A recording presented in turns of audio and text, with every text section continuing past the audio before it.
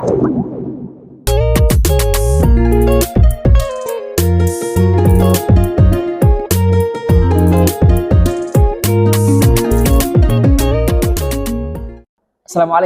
Sobat Dakwah. Ya, sekarang kita sedang berada di podcast dakwah insyaallah. Podcast yang mengedepankan keilmuan yang bermanfaat untuk kita semua. Namun sebelum itu, perkenalan dulu deh. Namanya Ezi dari LDKS FDKOM. Ya, divisi syiar. Sekarang sedang berada bersama dengan saudara Adi. Kenal dulu nih sama Sobat Dakwah. Namanya Adi, aneh dari LDKS FDKOM, divisi keilmuan. Masya Allah, divisi keilmuan teman-teman. Jadi memang ilmu banget. Gitu. Insya Allah. Ya, jadi sekarang kita sedang berada dalam podcast yang insya Allah mengedepankan keilmuan. Dan kita tuh bakal ngebahas tentang konsep keteladanan, betul? Betul, keteladanan. Oke. Jadi keteladanan seorang Gen Z, sekarang generasi kita, Gen Z.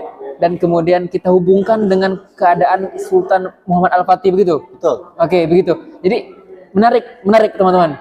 Antara generasi Gen Z, keteladanan sekarang, dengan kemudian kondisi Muhammad Al-Fatih, kita hubungkan apa sih yang membedakan atau apa sih yang menjadi sebuah poin-poin penting, begitu Kak? Betul. Ya. Nah, jadi insya Allah kita bersama Adi, ini beliau yang sangat paham sekali ini tentang apa yang akan kita bahas. Insya Allah. Gitu. Oke, langsung saja. Kalau kita berbicara ya tentang ya konsep keteladanan, sebenarnya mungkin banyak yang belum tahu atau mungkin dia hanya sekedar menyebut-nyebut saja, tapi nggak tahu sebenarnya arti konsep atau makna yang sebenarnya dari keteladanan itu apa gitu. Oke, jadi bisa nih tolong dijelasin sama sahabat dakwah. Apa sih sebenarnya keteladanan itu? Oke, jadi kalau kita berbicara kalau kita berbicara soal keteladanan itu, maka kita akan harus melihat dari literal dulu atau bahasa. Secara bahasa, teladan itu diambil dari KBB, itu berarti suatu perbuatan dan dia itu patut untuk ditiru atau dicontoh. Maka daripada itu keteladanan itu mungkin dalam bahasa Arab itu uswah. Al-uswah berarti memperbaiki atau mengobati. Kemudian ditarik jadi al-qudwah yang berarti patut untuk ditiru atau suri tauladan yang baik. Kenapa tauladan itu penting? Karena kepada siapa kita bertauladan, maka dia akan saling berimitasi atau menyamakan. Misalnya seperti ini, aneh itu suka banget sama Muhammad Al-Fatih gitu ya. Maka Muhammad Al-Fatih itu punya sebuah kebaikan-kebaikan yang ketika saya meniru dia, maka kebaikan-kebaikan dari Muhammad Al-Fatih itu akan ada pada saya gitu. Oke, jadi contoh yang diteladani, contoh yang diikuti lah gitu. Diikuti, ya? Betul. Iya.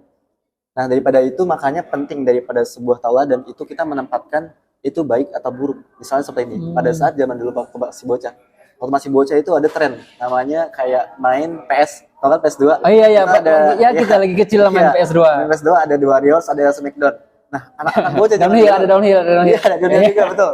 Nah, anak zaman dulu itu biasanya pas masih bocah-bocahnya itu biasa Smackdownan, ya kan? Nah, karena keteladanan mereka itu adalah orang-orang yang suka main Smackdown gitu kan. Maka anak bocah itu secara langsung dia akan berimitasi menyesuaikan dengan apa yang dia tonton gitu. Maka karena keteladanan tersebut, maka orang itu akan seperti itu gitu. Makanya penting untuk menempatkan siapa yang menjadi tauladan kita. Dia adalah orang yang baik atau orang yang buruk kayak gitu. Contoh yang benar lah, contoh yang harus diikuti itu apa sih contoh yang jadi nggak sembarang yang harus dicontoh gitu. Betul. Iya, betul. Cuma kadang kalau kita bahas tentang itu ya sepertinya pemuda itu apalagi kita Gen Z itu banyak sekali permasalahan gitu. Banyak sekali hal-hal yang kadang dia tahu ada masalah tapi dia tuh nggak tahu cara mengatasinya gitu. Dia tahu ada masalah tapi dia kadang nggak sadar bahwasanya itu masalah yang parah gitu, yang harus diatasi gitu. Jadi mendam, jadi nggak tahu apa-apa gitu. Nah, jadi bagaimana sih cara mengatasi gitu kalau konteks keteladanan itu? Seberapa besar sih pengaruh keteladanan itu untuk mengatasi permasalahan pemuda itu? Kalau kita bicara soal pemuda, maka pemuda itu berarti Gen Z ya. Gen Z itu adalah anak-anak yang lahir tahun 97 itu sampai 2012, termasuk antum gitu kan. Nah, jadi ada sebuah di jurnal-jurnal isu mengenai karakteristik daripada Gen Z itu dan permasalahannya berbeda-beda. Misalnya, antum kan Gen Z ya. Menurut antum, yang membedakan antara generasi antum Gen Z, kita kan juga Gen Z ya, dengan generasi sebelumnya, misalnya generasi bapak kita atau generasi om-om kita. Kira-kira apa? Bisa jadi kreativitas. Ya, bisa jadi keaktifan. Itu berarti sisi baiknya ya. Maka sisi buruknya ada isu-isu misalnya gini. anak Gen Z itu mentalnya tempe. Anak Gimana, Gen Z gimana? mentalnya tempe, mentalnya tuh Mental kentang. tempe. Iya, jadi misalnya dia dapat sebuah tugas dikit nih, atau permasalahan, diputusin pacarnya, naik tiang listrik, lompat, bunuh diri. Bunuh diri. Terus ada lagi permasalahan-permasalahan kayak, aduh gue gak kuat apa, mental health gue kena nih, mental health gue kena. Kena mental. Iya, cuma kena mental. Jadi salah satu karakteristik dari Gen Z itu adalah mereka itu lemah mentalnya, dan hal tersebut itu dikarenakan pragmatisme. Pragmatisme itu adalah sebuah keinginan dari dalam kita bahwa sebuah hal itu harus dicapai dengan mudah. Misalnya kan Gen Z itu kan lahir dalam keadaan dia itu teknologi banyak. Iya. Maka misalnya antum pengen beli makanan, maka tinggal buka HP, Shopee, atau misalkan aplikasi lainnya. Iya. Pengen reservasi tempat, tinggal aplikasi lagi. Pengen cari kerjaan makalah dan sebagainya, kita bisa pakai AI gitu kan, maka cepat.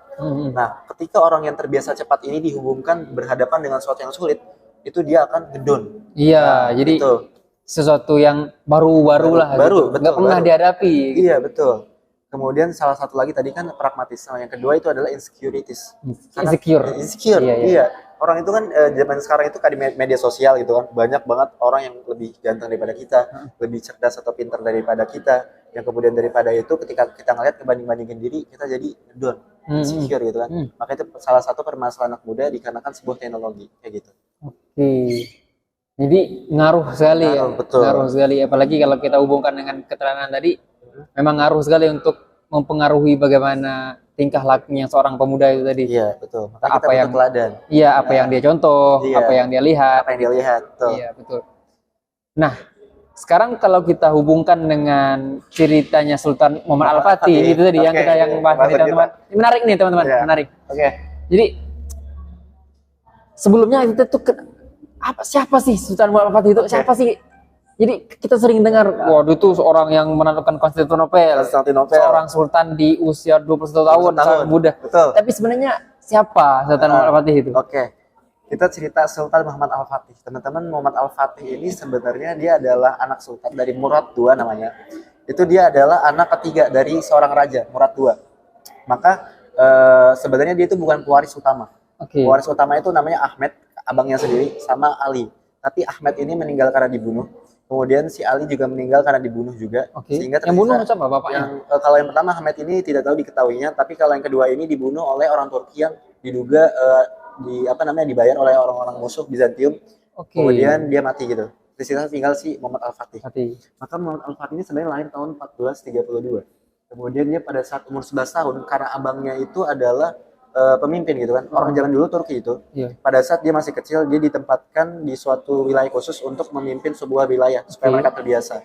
Maka pada waktu itu juga Muhammad Al-Fatih pada waktu dia dipanggil sama bapaknya ke daerah namanya Edirne. Dilihat kan Muhammad Al-Fatih, loh anak ini aneh katanya. Bapaknya ngeliat anaknya aneh, kenapa? Karena anaknya itu nggak kayak bapaknya. Pemalas, nakal, bandel, nggak mau baca Al-Quran. Iya. Habis itu gimana? Bapaknya ini itu manggil mentor khusus, ustadz khusus sama ulama yang terbaik. Namanya itu Ahmad Al-Qurani sama Syamsuddin. Ahmad Al-Qurani bertugas untuk dia mengajarkan tentang Al-Quran. Kalau Syamsuddin ini mentalitas supaya berani. Itu Syamsuddin mentalitas mental. Kemudian setelah dari itu Muhammad Al-Fatih itu kan ditanya sama Ahmad Al-Qurani, ini anak tuh bandel Pak, gimana nih saya supaya bisa membimbing dia? Kata si bapaknya, si Murad II, ya udah terserah kamu mau gimana, mau kamu pukul pun juga nggak apa-apa. Akhirnya Ahmad Al-Qurani ngambil kayu, dipukul beneran. Nah Mehmet yang Muhammad Al-Fatih yang melihat hal tersebut, dia berpikir bahwa gua kan anak raja, masanya gua dipukul gitu kan. Tapi akhirnya dia ngedon karena beneran dipukul. Maka pada saat itu umur 8 tahun dia menghafal Al-Quran, umur sekitar 14 tahun 16 tahun dia menghafal 8 bahasa, Yunani, Slavik, Turki, Arab, Prancis dan lain sebagainya. Dan dia juga terbiasa pada umur 11 tahun. Umur 11 tahun dia udah bisa bikin syair tentang jihad. Di saat anak-anak pada umumnya nontonnya Naruto dan sebagainya. Sebentar, itu gara-gara dia dipukul atau gara apa? Betul, karena dipukul. Dia karena dipukul dia tiba-tiba jadi patuh sama gurunya, takut dia. Iya, jadi keren gitu. Nah, pada waktu itu juga akhirnya Muhammad Al-Fatih tahun 1451, bapaknya Murad II itu meninggal. Umurnya waktu itu berapa? 17 tahun. 17. Ya, dan dia satu-satunya pewaris tahta kan. Karena sistem keturunan tadi ya. Betul. Jadi mau nggak mau dia naik toh. Dia naik. Nah, pada saat dia naik tersebut, Muhammad Al-Fatih itu tuh memiliki sebuah ambisi. Ambisi itu diturunkan dari bapaknya. Oke. Jadi Turki itu pada waktu itu bersebelahan dekat dengan Konstantinopel milik Bizantium Timur.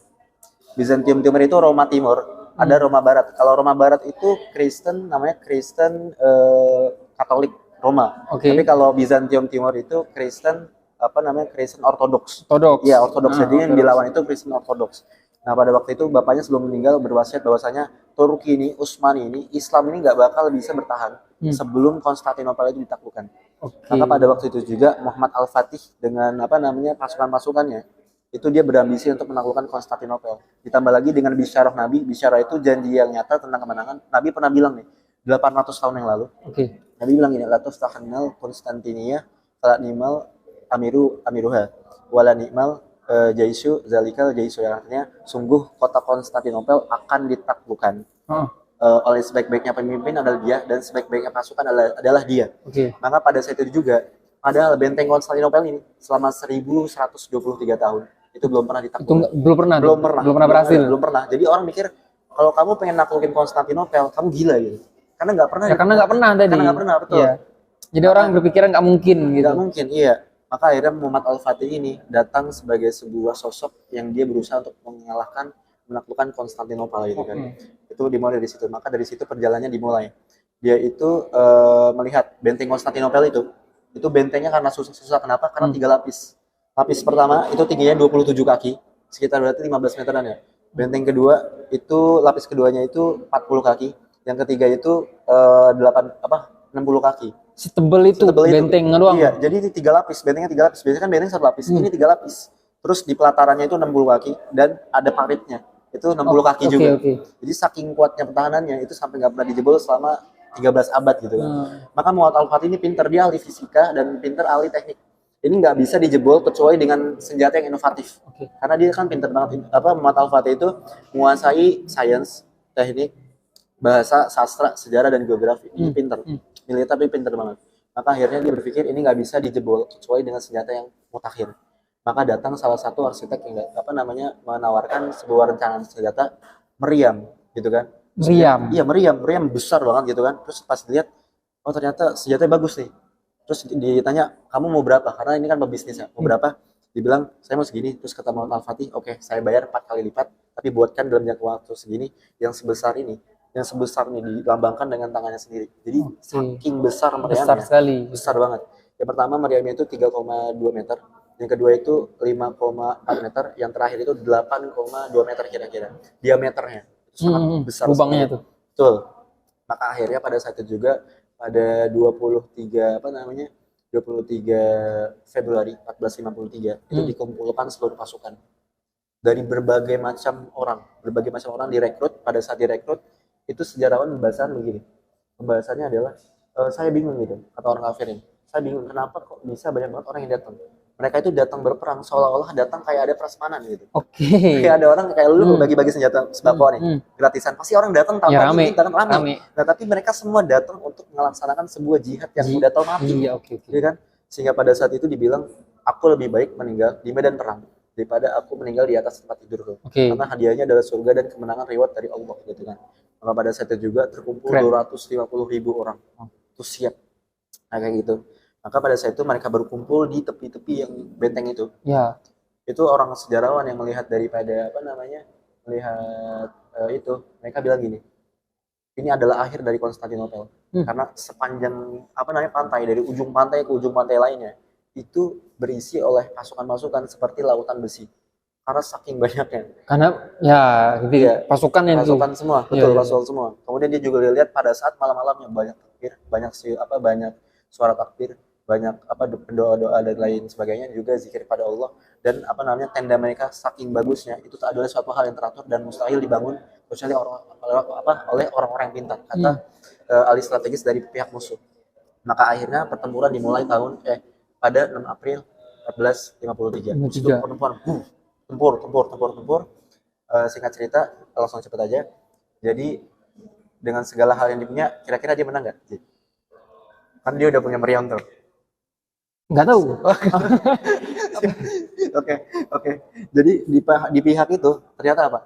Kalah semua. Si Fatih tadi. Iya, Kalah semua. Meriamnya, lu tau meriamnya gede banget kan? Itu ternyata apa kelemahannya? Cooling down-nya 3 jam. Jadi dia sekali nembak, boom. lama. Jadi harus nunggu dulu 3 jam, baru bisa tembak baru bisa lagi. Jadi tembak jebol, terus ditambal sama orang-orang sono. Iya. Itu kan jadi kan perlu waktu. Kemudian dari pihak laut, itu pasukan Mehmet itu Muhammad Al-Fatih mengirim 400 kapal dan semuanya hancur sisa 27. Dari 400 sisa 27. Itu karena kapalnya itu kecil-kecil dan dihadapkan dengan kapal yang besar seolah-olah tuh seperti semut yang dikerubungi oleh kayu. Kayu yang dikerubungi oleh semut kalah. Terus apalagi itu? Sama pasukan infanteri memang kalah semua itu. Maka Mehmet bingung di situ. Maka pada saat itu ada salah satu pengkhianat. Itu namanya Halil Pasha. Ternyata dia juga motifnya adalah dibayar oleh orang-orang Bizantium itu. Katanya dia gini, kamu tuh masih muda, umur kamu tuh masih 21 tahun. Kamu itu tuh terlalu ambisius, kita pasti kalah gara-gara kamu banyak pasukan mati. Katanya gitu kan. Jadi akhirnya salah satu temannya Muhammad Al-Fatih, jenderal namanya Zaganos Pasha. Itu dia bilang kayak gini, jangan dengarkan dia karena dia hendak untuk merendahkan semangat kita dalam berperang. Maka saat ini kita itu harus berusaha berikhtiar semaksimal mungkin, pasti Allah akan menangkan kita. Maka Aqsyam Syuddin yang tadi gue bilang itu, Aqsyam Syuddin itu menasihati bahwa dia bilang kayak gini, aku itu setiap sholat selalu menempatkan doa untuk kamu, bahwa kamu pasti akan menjadi orang yang dijanjikan oleh Nabi, bahwa kamulah penakluk Konstantinopel pada waktu itu. Akhirnya apa? Pada saat itu Muhammad Al-Fatih mengatur strategi kembali. Tadi kan udah kalah. Atur ulang. Strateginya adalah kapal-kapal yang ada pada 22 April 1453. Ini kan kapal nih. Kapal itu ditepikan di pesisir pantai. Oke. Nah, karena di sini ada rantai, nggak bisa kan dijebol karena karam nanti. Jadi nggak bisa masuk. Ada rantai besar. Di antara namanya Teluk Tanduk Mas. Jadi nggak bisa masuk. Dan itu kelemahannya orang-orang Konstantinopel. Nah, dia gimana caranya supaya kapal-kapal ini bisa masuk ke wilayah lemah musuh gitu. Maka akhirnya apa? Dia tempatkan itu di pesisir pantai, kemudian kapalnya ditarik lewat daratan sebanyak 72 kapal dalam satu malam. Itu orang panik, iya. Kapal yang besar-besar itu ditarik ke daratan yang Galata, namanya Galata itu yang itu tuh perbukitan semua. Sehingga dikatakan oleh orang-orang sejarawan bahwa di saat kapal-kapal itu berombak-ambing di atas samudra, ini berombak-ambing di atas perbukitan. Itu orang gila banget. Kayak Muhammad Al-Fatih itu ahli strategi dan gila banget. Di satu sisi dari infanteri yang tadi itu kan tadi laut, dari daratan itu ada namanya pasukan Janissaris.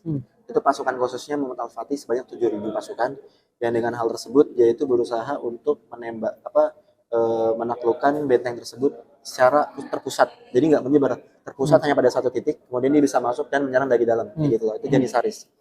Maka akhirnya tanggal 28 ini udah mulai endingnya. Tanggal 28 April 1453 itu Muhammad Al-Fatih memerintahkan kepada seluruh pasukannya itu untuk berpuasa. Semua berpuasa. Semua tapi itu masih perang kan? Itu masih perang. Sebelum penyerangan ini ya, itu harus masih perang. Disuruh berpuasa, disuruh baca Quran, nggak boleh bermaksiat. Karena dia berpikir gini, kalau misalnya kemenangan itu bukan ditentukan sih oleh banyaknya pasukan, tapi ditentukan oleh kemenangan Allah. Jadi gimana caranya mendekatkan Allah? Pertolongannya Allah ya. Nah, pertolongan Allah itu menyebabkan kemenangan. Maka pada saat itu Muhammad Al-Fatih bilang, apabila kota Konstantinopel ini sukses untuk kita taklukkan, maka janji Nabi SAW yang tadi itu pasti akan tercapai. Maka daripada itu katakanlah pada setiap pasukan bahwasanya diwajibkan kepada setiap dari kita untuk menjadikan syariat selalu di depan matanya, karena itu akan menambahkan kemuliaan pada Islam dan kemenangan daripadanya. Maka pada saat itu juga seluruh pasukan itu nggak ada yang bermaksiat. Esokan harinya tempur luas. Itu puasa iya. Bukan, itu ini kan puasanya tanggal 28. 29-nya. Besoknya. 29-nya itu tempur. Nah, akhirnya tanggal 29-nya itu habislah semua di situ. Menang. Dan akhirnya adalah kemenangan pada saat fajar menyingsing dari sebelah timur itu menuju sebuah kemenangan. Maka Muhammad Al-Fatih masuk dalam keadaan membaca, alhamdulillah kita telah memenangkan seluruh pertempuran ini, yang itu akan menambah sebuah kemuliaan bagi rakyat kita dan juga kemasyuran untuk kita semua. Kata dia kayak gitu. Itu akhir ceritanya.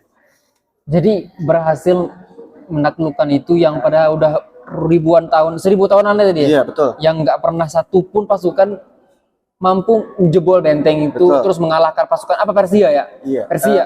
Bizantium Timur. Nah. 21 tahun loh umurnya. 21 tahun. Bisa kalian ya? 21 tahun. Nih Ani 20 sekarang. Ani juga 20. Nah, kira kita lah kayak melawan orang pasukan itu. Betul. Ya Allah. Iya, toh. Makanya itu adalah kayak gimana ya, kita mikir kita ini kan umur 20 ya, Zia. Apa yang udah kita taklukin ya, Zia? Nah, kita naklukin sholat subuh aja disusah. Nah, kacau emang. Iya. Dan Muhammad Al-Fatih itu terkenal karena gini sih. Dia itu dari balik sampai meninggal dunia belum pernah sekalipun meninggalkan sholat tahajud. Itu Muhammad Al-Fatih. Keren banget kan. Dari balik itu. Jadi jangan pertanyakan soal keimanannya dia kan, karena Nabi sendiri yang bilang kota Konstantinopel ini ditaklukkan oleh sebaik-baiknya komandan gitu. Gitu sih. Seorang pemuda ya 21 tahun memimpin perang gak pernah tinggal tahajud, cerdas, pinter lagi ya. Aduh, gimana ya kita jadi kalau mau kayak gitu tuh gimana tuh kalau kita ingin bandingin dengan pemuda zaman sekarang Muhammad Al-Fatih, apakah ada perbedaan? Ya perbedaannya pasti ada. Cuma betul. Secara konkret nggak Pak, atau persamaannya atau gimana sih kalau menurut Adi itu? Oke. Jadi di sini kita menjawab tadi yang tadi belakang itu, kita ada permasalahan dalam Gen Z itu pragmatisme, gitu kan. Jadi kita cenderung maunya cepat menyerah gitu. Itu yang pertama, anak zaman sekarang zaman mudah menyerah. Yang kedua ya, kalau Fatih ini nggak mudah menyerah. Iya, betul. Dia itu padahal awalnya tadi apa tuh? Awalnya dia bukan anak yang diidam-idamkan bapaknya, ya kan? Kemudian juga dia itu aslinya dalam keadaan bodoh, kemudian jadi pintar, dalam keadaan bebal tapi tiba-tiba jadi patuh. Berarti kan dia berusaha untuk mengubah dirinya. Terus yang terakhir, dia udah berusaha berikhtiar semaksimal mungkin menganalisis segala hal, tapi ternyata kalah. Kemudian dia ulang lagi dan tidak menyerah, mujahadah. Terus mengulang sampai lagi. Berhasil. Iya, gitu. Betul. Jadi kesimpulannya adalah kota Konstantinopel itu adalah kemenangan yang dicapai bukan dari orang-orang yang lemah dan malas. Tapi untuk orang yang selalu berusaha. Gitu. Dan itu bisa kita cantumkan pada generasi kita bahwa kita tidak boleh menyerah. Itu pertama tuh. Terus dari yang insecurities gitu kan, insecure. Muhammad Al-Fatih itu punya idola, Ji. Punya idola ya. Jadi ya sepati-patinya Fatih. Sepati-patinya Fatih ada idola. Ada idola, betul. Idolanya saya baca itu yang pertama Alexander the Great. Pernah dengar? Alexander the Great. Orang apa? Belanda. Orang Makedonia yang dia itu berhasil hampir menguasai sepertiga dunia. Terus sama Julius Caesar. Sama dia itu pernah suka dengan kisah-kisahnya orang-orang terdahulu yang suka berperang. Jadi mereka Muhammad Al-Fatih itu meneladani orang-orang tersebut. Makanya Muhammad Al-Fatih kayak orang tersebut juga. Oke. Jadi kembali lagi tadi ya, penting sekali mencari sosok teladan itu tadi ya, supaya bisa kita contoh. Betul. Jadi penting itu bagi generasi-generasi muda zaman sekarang untuk kita itu mencari teladan. Kalau misalnya kita itu lemah, maka cari teladan yang kuat. Kalau kita misalnya merasa bodoh, cari teladan yang pintar gitu. Karena itu penting. Bagus tuh poinnya. Catat. Oke. Ya, dari Aziz sendiri gimana sih? Kita mah. Ani menanya antum. Mana Ani? Oke. Jadi ya kalau gitu terakhir nih ada yang paling dilihat siapa sih? Antara poin-poin yang paling dilihat di zaman sekarang lah. Antara Muhammad Al-Fatih dengan seorang pemuda itu yang paling contoh konkret dilihat, yang paling pas lah gitu. Apa sih? Yang paling pas yang perlu dipelajari daripada generasi muda terhadap Muhammad Al-Fatih itu adalah poin terakhir tadi tuh. Ketika sebelum penyerangan terjadi, Muhammad Al-Fatih itu bilang, jadi selalu jadikan wajib bagi setiap pasukan untuk menjadikan syariat selalu di depan matanya. Kalau kita berarti bukan masukan tapi kelompok lah, persahabatan atau merangkul begitu-gitu. Betul. Kita tuh harus menjadikan syariat itu selalu di depan mata kita, bahwa segala suatu aktivitas kita adalah berupa ibadah. Dan kalau misalnya kita yakini bahwa ini adalah ibadah karena Allah, antum dicaci maki, antum itu dapat ujian yang berat, antum dapat jibahan dan lain sebagainya, tapi kalau karena Allah itu antum gak bakal berhenti mencoba. Kita berusaha terus. Selalu memiliki kekuatan lah ya. Betul. Kekuatan dari langit. Oke. Ya mungkin itu aja. Soal tentang Muhammad Al-Fatih gitu. Masya Allah. Paham deh. Masya Allah. Tentang sejarah Muhammad Al-Fatih gitu, dan bisa mengkaitkan dengan kondisi pemuda sekarang, Gen Z kita, generasi Z.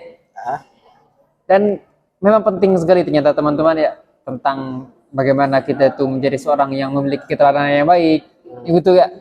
Kemudian mencari contoh yang bisa kita ikuti teladannya gitu, karena itu penting sekali. Siapa yang kita contohin itulah yang kita ikutin gitu. Kalau contohnya baik ya kita baik gitu. Kalau contohnya tadi, ceritanya Muhammad Al-Fatih itu contohnya seperti Alexander the Great yang 1/3 dunia tadi 1/3 yang dunia, pernah betul. menguasai begitu, sehingga dia mencontoh lah si Imam Al-Fatih ini bisa dia ya tadi menaklukkan Konstantinopel yang 1400 tahun 1123 1123 tahun yang belum pernah ditaklukkan sama sekali. Dia ya tadi contoh. betul. Dan kemudian ya penting sekali kita itu untuk ya jangan mudah insecure Jangan mudah begitu. insecure. Jangan jadi kalau kata Bung Adi tadi generasi tempe katanya. Generasi tempe. Generasi tempe. Ya, oke. Generasi tahu dan generasi tidak tahu ada juga. Iya, iya. Nah, jadi begitulah teman-teman. Mudah-mudahan ya singkat, nggak kerasa ya gitu, singkat sekali. Ternyata ilmu itu saking banyaknya, tapi kalau dibahas itu memang sangat apa ya, singkat sekali. Iya, singkat. Padahal banyak sekali yang ingin kita bahas, tapi akhirnya kita terbatas waktu gitu. Iya. Kita juga nggak bisa bahas lama-lama. Jadi teman-teman, mudah-mudahan apa yang udah kita bahas bersama, yang kita ngobrolin santai ini, yang belum tahu itu menjadi tahu. Yang sudah tahu menjadi lebih tahu. Catat. Yang belum tahu menjadi tahu. Yang sudah tahu menjadi lebih tahu. Nah, begitu. Oke. Jadi ya, mudah-mudahan apa yang disampaikan oleh Bung Adi Amin. mendapatkan ya termasuk saya pribadi, ilmu baru, insight baru, pengalaman baru, dan ya pemikiran-pemikiran baru lah gitu. Terima kasih Adi. Ya. Karena ya mudah-mudahan bermanfaat lah untuk kita semua. Amin. Semoga menjadi seorang pemuda yang memiliki keteladanan yang baik. Amin. Ya, itu pokoknya. Ya, itu Terima kasih Adi. Ya, siap. Alhamdulillah. Ya, teman-teman, kita ya cukup sekian apa yang udah kita bahas. Mudah-mudahan kembali lagi menjadi ilmu yang bermanfaat untuk kita semua, dan insya Allah kalau ada satu buah pantun itu, kalau apa tuh ya Adi? Kalau lupa apa pantunnya. Ya gini, kalau ada sumur di ladang. Nah, Asik. kalau ada sumur di ladang, Cakep. bolehlah kita menumpang mandi. Cakep. Kalau ada umurnya panjang, bolehlah kita berjumpa kembali. Wes, Nah, ya. gitu ya. Alhamdulillah. Ya, kita tutup dengan ya. Terima kasih teman-teman. Semoga bermanfaat. Assalamualaikum warahmatullahi wabarakatuh. Dadah.